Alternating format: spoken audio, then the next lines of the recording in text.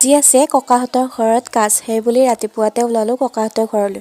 আৰু আহি পাই দেখোঁ যে ৰাতিপুৱা মোৰ কাৰণে হৈছে, বাকীবোৰ আগতেই আহি আঞ্জা পাচলি কাটা কুটাকৈ ৰান্ধিবৰ কাৰণে ষ্টাৰ্ট কৰিছে।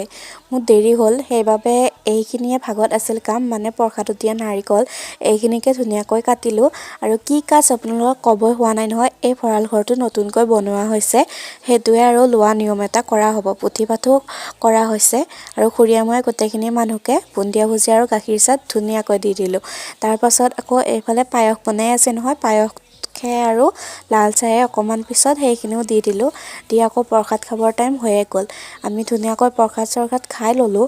তাৰপাছত আকৌ ভোজো হৈছিলে, অকণমান দেৰিয়ে হ'ল বাৰু ভোজ খোৱাত, মানে সকলোকে দি লৈ আমি লাষ্টত খালোঁ। আৰু ভোজটো একদম আল্টিমেট হৈছে, ইমান ধুনীয়া হৈছে। নিৰামিষে আছিল যিহেতু পুথি পাঠ কৰা হৈছিল। আৰু ভিডিঅ'টো আজিলৈ ইমানেই আছিল, বাই।